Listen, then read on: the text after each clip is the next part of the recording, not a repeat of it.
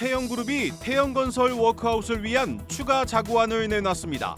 윤세영 창업회장은 필요하다면 지주사인 TY홀딩스와 SBS 주식도 담보로 내놓겠다고 밝혔습니다. 이복현 금융감독원장이 태영건설 워크아웃에 대해 채권단의 폭넓은 지원을 주문하고 책임을 묻지 않겠다고 밝혔습니다. 태영건설의 워크아웃 가능성이 한층 높아졌습니다. CES 2024 개막을 앞두고 현대차가 수소와 소프트웨어를 중심으로 한 미래 인류의 청사진을 제시했습니다. 정의선 회장은 수소 투자는 현 세대가 아닌 미래 세대를 위한 준비라고 말했습니다. 삼성전자의 지난 4분기 반도체 적자가 대폭 감소한 것으로 추정됩니다. 회복세가 기대에는 못 미쳤지만 반도체 실적이 본격적인 반등을 시작했다는 분석이 나오고 있습니다.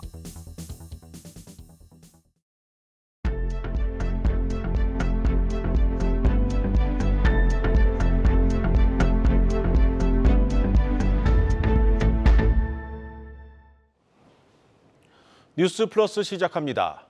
태영그룹 오너 일가가 결국 완전한 항복을 선언했습니다. 필요하다면 지주사인 TY홀딩스와 SBS 지분도 담보로 내놓겠다고 했습니다.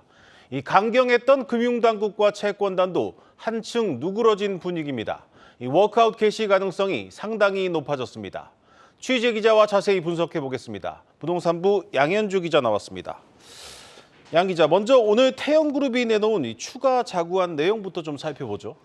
네, 태영그룹은 오늘 오전 11시 태영건설 여의도 사옥에서 기자회견을 열었습니다. 네. 윤세영 태영그룹 창업회장과 윤성민 태영그룹 회장이 오너 일가가 참석해 입장문을 발표했는데요. 윤 창업회장은 태영건설 워크아웃 신청과 관련해 이 채권단 지원만 바라지 않고 자구 노력을 충실하게 이행하겠다 이렇게 말했습니다. 네. 그러면서 앞서 발표한 4가지 자구 계획 이외에 부족한 것이 있다면 지주회사인 TY홀딩스와 SBS마저 지분을 담보로 잡겠다라고 밝혔습니다. 이와 관련해서는 인터뷰 먼저 들어보겠습니다. 태영건설 워크아웃 신청으로 채권단과 정부 그리고 국민 여러분께 심려를 끼쳐드린 점 이 자리를 빌려 다시 한번 사과의 말씀을 올립니다. 지주회사인 TY홀딩스와 SBS 주식도 담보로 해서 태영건설을 꼭 살려내겠습니다. 네, 아들인 윤성민 태영그룹 회장도 고개 숙여 사과를 한 뒤 비슷한 내용의 입장문을 발표했습니다. 다만 태영그룹은 기존 자구안의 이행으로 유동성 부족 문제가 해소되지 않을 경우에 지분 담보가 이루어질 것이라는 전제 조건을 붙였습니다. 네, 그래도 이제 지주사와 알짜 계열사인 SBS 지분까지 내놓는 건 오너 일가 입장에서는 사실 쉽지 않았을 겁니다. 그래서 그동안 이 태영그룹 측이 좀 이제 버티기로 일관을 했는데 이 전향적으로 나선 배경은 무엇일까요? 이 태영그룹의 진정성이 논란이 되면서 이 워크아웃 무산 가능성까지 제기가 되자 결국 백기투항을 한 겁니다. 네. 앞서 태영그룹은 태영인더스트리 매각 대금 1,549억 원 중 이 890억 원을 태영건설에 직접 투입하지 않고 지주사인 TY홀딩스의 태영건설 관련 연대보증 채무를 갚는 데서 비판이 일었습니다. 이 채권단의 압박이 거세지자 어제 태영건설에 890억 원을 납입했는데 이 부족한 자금을 메우기 위해 330억 원을 윤 창업회장의 딸인 윤재원 블루원 대표로부터 SBS 지분을 담보로 빌렸습니다. 이 때문에 SBS에 대한 대주주 일가의 지배력을 계속 유지하려고 하는 게 아니냐 이런 목소리도 나왔는데요. 네. 이 또다시 논란이 거세지자 태영그룹 측은 대여를 받으면서 담보를 줘야 하는데 그룹 자산 가운데 자구안에 SBS만이 유일하게 포함되지 않아서 SBS 주식을 담보로 맡긴 것뿐이라고 오늘 해명하기도 했습니다. 우회 지원 꼼수 의혹을 받는 윤성민 회장의 태영건설 지원금 416억 원에 대해선 이 기술적 문제로 지주사를 통했을 뿐이라며 이 본인이 원금과 이자를 모두 받지 않겠다고 약속했다고 밝혔습니다. 태영 오너 일가의 입장문 발표 이후 이어진 설명회에서 최금락 태영건설 부회장은 창업회장과 대주주 모두 지분 전체를 내놓을 각오가 돼 있다며 다시 한번 강조했습니다. 다만 SBS 지분 담보가 아닌 매각 계획이 없냐는 질문에 대해선 이 법적인 규제가 많다며 확실하게 선을 그었습니다. 네. 오늘 태영그룹이 추가 자구안을 발표하기 전 아마도 채권단 측과 사전 교감이 있었을 겁니다. 그렇다면 채권단 쪽 분위기는 어떤지 알아보겠습니다. 취재 기자 연결해 보겠습니다. 신용훈 기자. 네, 보도국입니다. 네, 태영 측 추가 자구안에 대한 채권단 입장이 나왔죠. 그렇습니다. 오후 2시쯤 나왔는데요. 그러니까 태영 측이 자구안을 발표한 지 3시간여 만에 산업은행을 비롯한 채권단이 입장문을 내놨습니다. 채권단은 태영그룹이 발표한 추가 자구 계획에 대해서 긍정적으로 평가한다라고 밝혔는데요. 특히 TY홀딩스 지분과 TY홀딩스가 보유한 SBS 지분을 채권단에 전부 담보로 제공하겠다고 발표한 것에 대해서는 신뢰 회복의 출발점이 될 것이다라고 강조를 했습니다. 이번 추가 자구안으로 사실상 워크아웃 절차에 들어갈 가능성이 높아졌음을 시사한 것인데요. 다만 워크아웃 개시가 가결되더라도 추후에 약속한 자구 계획이 하나라도 지켜지지 않으면 워크아웃 절차가 중단될 수 있다면서 앞으로 자구 계획을 충실히 이행할 것을 촉구했습니다. 아무래도 구두로 약속한 것에 대해서 채권단 내부에 불신의 소지가 있을 수 있기 때문에 약속한 바에 대해서는 끝까지 책임져야 한다라는 부분을 강조했다고 볼 수 있습니다. 네, 그렇다면 이대로 태영 측의 요구안이 수용이 되고 워크아웃 수순으로 가는 겁니까? 일단 오늘은 채권단의 입장, 그러니까 의견을 모아서 발표를 한 것이고요. 워크아웃으로 갈지 말지에 대한 최종 결정은 오는 11일에 이루어집니다. 1차 채권단 협의회에서 저면 결의가 남아있기 때문인데요. 현재 609개 채권자가 있고 채권 보유 비중을 기준으로 75%가 서면으로 동의를 하면 워크아웃 절차에 들어갑니다. 네, 그동안 이 태영 측의 자구안이 부족하다고 강하게 비판해왔던 이 금융당국 입장에도 좀 변화가 있는 것 같습니다.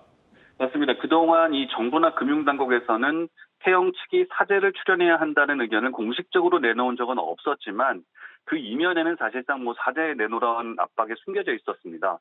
그렇지 않으면 워크아웃은 없다는 강경한 입장이었는데 오늘은 사뭇 다른 의견을 보였습니다. 익명을 요구한 한 금융당국 고위 관계자는 한경TV와의 통화에서 오늘 태영 측이 내놓은 안을 보면 워크아웃 가능성이 많이 높아진 것으로 본다. 그리고 TY홀딩스와 SBS 지분을 담보로 내놓겠다고 한 것은 오너일가로서는 최선을 다한 것으로 봐야 한다라고 말을 했습니다. 앞으로 태영 측이 또 추가적인 자구안을 내놓을 수도 있겠지만 지금으로서는 가능한 수단을 모두 동원했다는 점을 인정한 셈입니다. 네, 이 금융당국도 태영 측의 적극적인 자구 의지에 좀 화답을 하고 있습니다. 이복현 금융감독원장은 태영건설 워크아웃에 대해 이 채권단의 폭넓은 지원을 주문하면서 채권단의 의사결정에 대해 사후 책임을 묻지 않겠다고까지 했습니다. 워크아웃 개시 가능성이 상당히 높아졌습니다. 이 내용은 김보미 기자가 보도합니다. 태영건설의 본채무가 일단 절차에 따른 공동개시 절차 결정 여부에 기대어 지금 유보되어 있는 상황에는 최소한 그 정도 기간에는 보증 채무는 함께 이제 같이 고려하는 게 더 합리적이지 않은가. 이복현 금융감독원장은 채권단의 보증 채무 청구가 그룹의 유동성을 어렵게 만드는 것은 워크아웃 정신에 맞지 않는다고 말했습니다. 태영건설의 본 채무와 관련해 태영그룹 지주사인 TY홀딩스가 갖고 있는 3,200억 원 규모의 연대 보증 부담을 채권단이 잠시나마 덜어줄 필요가 있다는 의미입니다. 태영건설 워크아웃 여부를 결정하는 제1차 채권단 협의회를 이틀 앞두고 금융당국 입장에도 분위기 변화가 감지되고 있는 겁니다. 금융회사에는 보증 채무 유예와 관련해 사후 책임을 묻지 않겠다고 약속했습니다. 청구 요건이 지금 발동된 상황에서 그 청구를 안 하게 되면 자기의 책임의 문제가 있기 때문에 그에 대해서는 저희가 문제가 생기지 않도록 비조치 의견서 발급이라든가 내진 당국으로서 저희가 할 수 있는 여러 가지 노력을 해주겠다는. 다만 태영건설과 오너일가의 진정성 있는 노력이 지속될 것을 전제 조건으로 달았습니다. 이 원장은 부실 PF 사업장에 대한 신속한 구조조정 의지도 내비쳤습니다. 부동산 호황에 대한 막연한 기대감에 구조조정을 미루는 금융사가 있다면 엄중 대응할 것이라며 부실 PF 사업장 정리에 속도를 내달라고 주문했습니다. 지난해 기준 금융권의 부동산 PF 대출 잔액은 약 134조 원, 이 중 약 70조 원가량이 부실화될 수 있다는 전망이 나오는 가운데 이틀 뒤 태영건설 워크아웃 개시 여부에 이목이 집중되고 있습니다. 한국경제TV 김보미입니다. 네, 양 기자, 이 금융당국과 채권단이 긍정적인 입장을 밝힌 만큼 이 태영 측이 약속만 지킨다면 이 워크아웃 통과 가능성이 높아졌다고 좀 볼 수 있겠군요. 네, 그렇습니다. 당국과 주요 채권단 의견 일치 어느 정도 진전됐다고 볼 수 있겠고요. 다만 주채권은행인 산업은행을 포함한 이 주요 채권단 비율이 채권 보유 비율이 33% 수준에 불과한 만큼 이 주요 은행의 의결 워크아웃 개시 기준인 75%를 채우기 위해서는 중소금융사의 추가적인 동의를 확보하는 것이 중요합니다. 네. 주요 은행의 의사결정에 따를 가능성이 높지만 이 채권단이 609개에 달하는 만큼 아직까지 안심하기는 이르다는 설명입니다. 네. 마지막으로 만약 오는 11일 이 태영건설의 워크아웃 개시가 결정되면 앞으로 어떻게 진행되는 겁니까? 네, 오는 11일 진행되는 1차 협의회에서 워크아웃 개시가 결정이 되게 되면 4월까지 채권자 협의회는 태영건설에 대한 실사를 통해 이 사업 정상화 방안과 이 가능성 분석과 추진 방안 등을 검토한다는 계획입니다.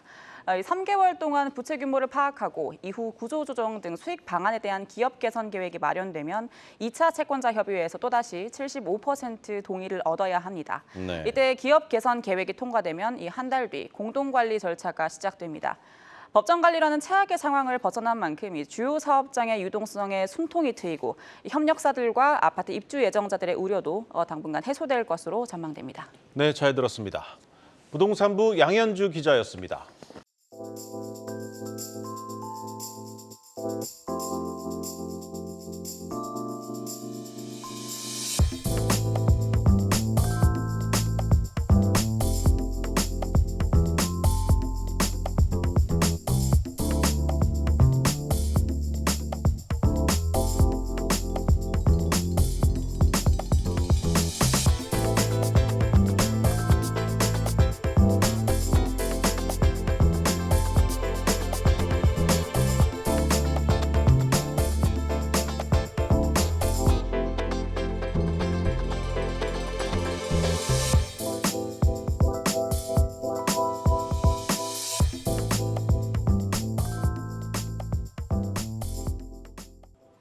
개막을 앞둔 세계 최대의 가전박람회 CES 2024의 키워드는 단연 인공지능 AI입니다.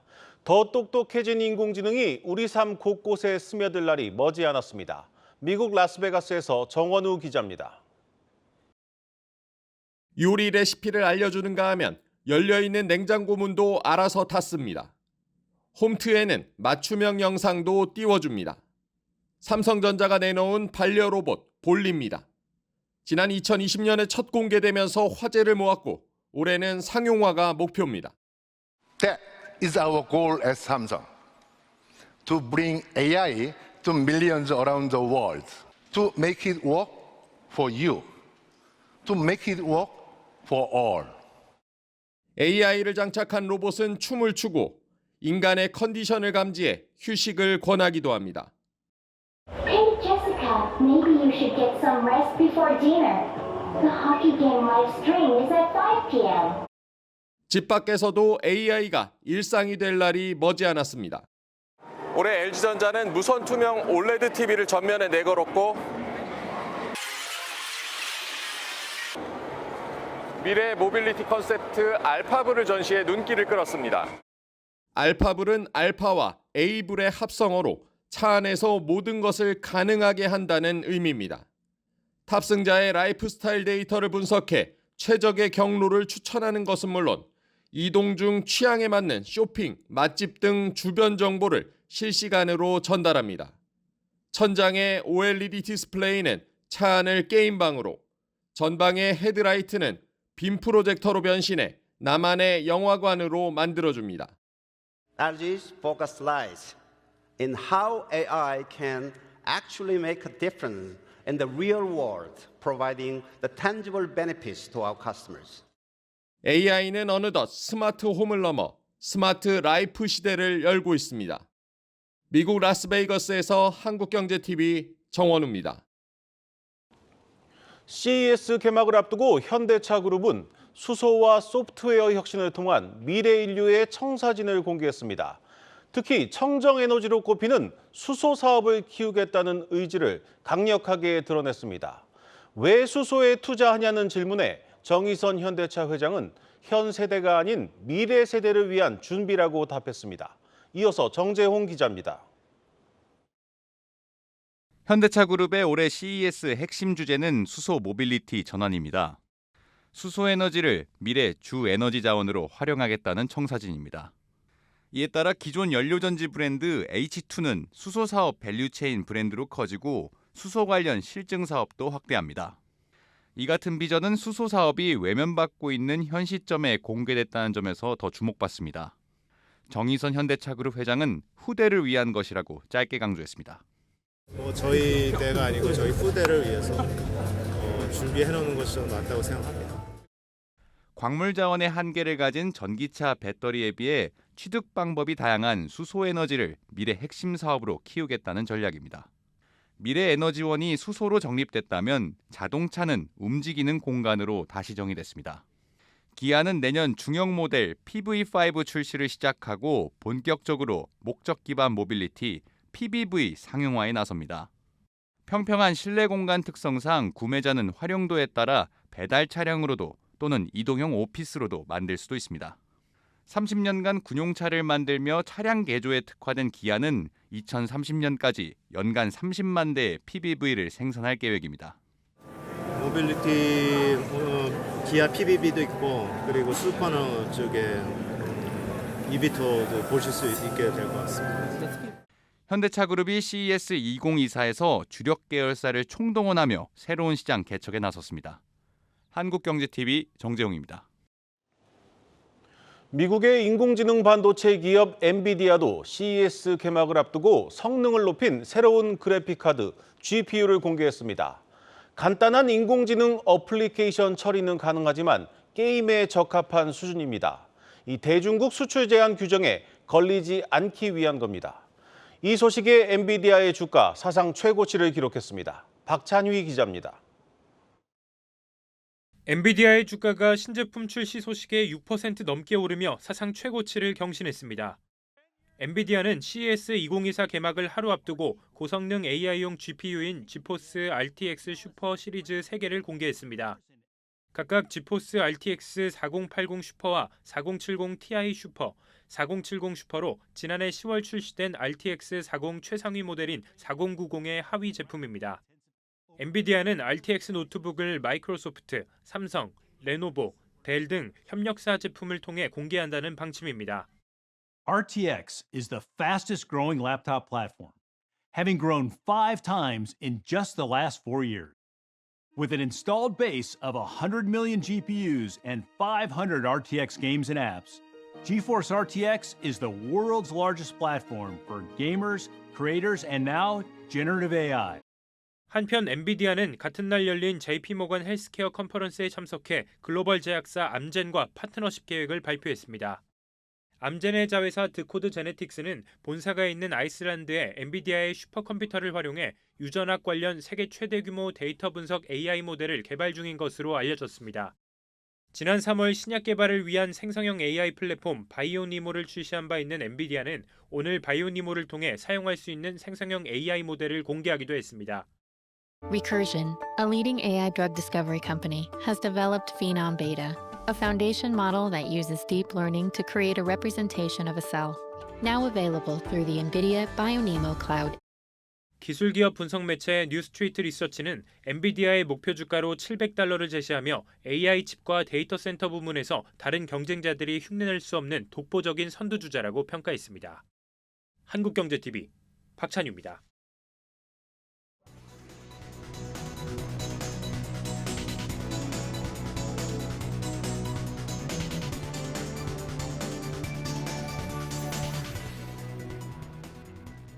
마켓플러스입니다. 삼성전자가 지난해 영업이익 6조 5,400억 원을 기록했다고 발표했습니다. 15년 만에 최저치인데 이전에와 비교하면 반의 반토막에도 못 미칩니다. 증권업계는 실적이 회복세에 들어섰다는 점에 주목합니다. 증권사 24곳이 하나같이 매수 의견이고 이들의 평균 목표 주가는 93,000원입니다. 하지만 시장 반응은 달랐습니다. 개장 전 전해진 실적 속보에 상승 출발한 주가는 줄곧 내리막을 걷더니 기다란 음봉을 그리며 장을 마쳤습니다. 주가를 끌어내린 건 외국인들입니다. 오늘 한우 1,000억 원 가까운 물량을 쏟아냈는데요. 지난해 10월 26일 이후 최대 규모의 순매도입니다. 실적 발표를 기점으로 최근 2달 꾸준히 삼성전자를 담아가던 외국인들이 자세를 바꿀지 관심이 커집니다. 떨어지는 국제유가에 항공주가 일제히 강세를 보였습니다. 세계에서 원유를 가장 많이 수출하는 사우디가 가격을 내렸기 때문인데요. 전거래일 서부 텍사스유는 4% 넘게 급락하며 배럴당 70달러대까지 주저앉았습니다. 코스피 200 종목 가운데 대한항공이 4% 가까이, 한진칼과 아시아나항공 역시 상승 마감했습니다. 이 밖에 에어부산, 제주항공, 티웨이항공 등도 상승 마감했는데요. 대한항공은 지난 3분기 항공유 매입에 24억 달러, 우리 돈 3조 원 넘게 쓴 걸로 파악됩니다. 핵심 원재료인 국제 원유 가격이 내려가면 최대 수혜 업종으로 항공사들이 꼽히는 배경이죠. 한진그룹의 지주사 한진칼은 겹표제를 만났습니다. 앞서 2월 MSCI 지수 정기 변경에 포함될 것이라는 예상이 나오면서 최근 주가가 급등 중이죠. 최근 한 달 상승률만 50%가 넘습니다. 다만 지난 2020년 5월에도 같은 소문이 있었지만 최종 불발됐던 만큼 결과는 뚜껑을 열어봐야 하는 상황입니다. 지금까지 마켓플러스였습니다.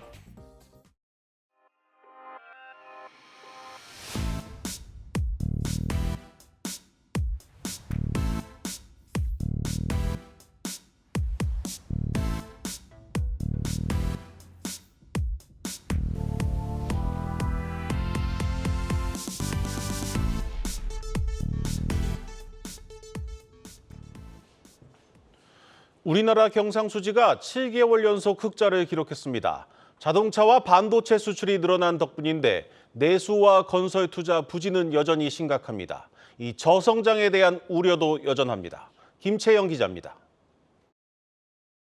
우리나라 경상수지가 흑자 행진을 이어가며 경기 회복 기대감이 높아지고 있습니다.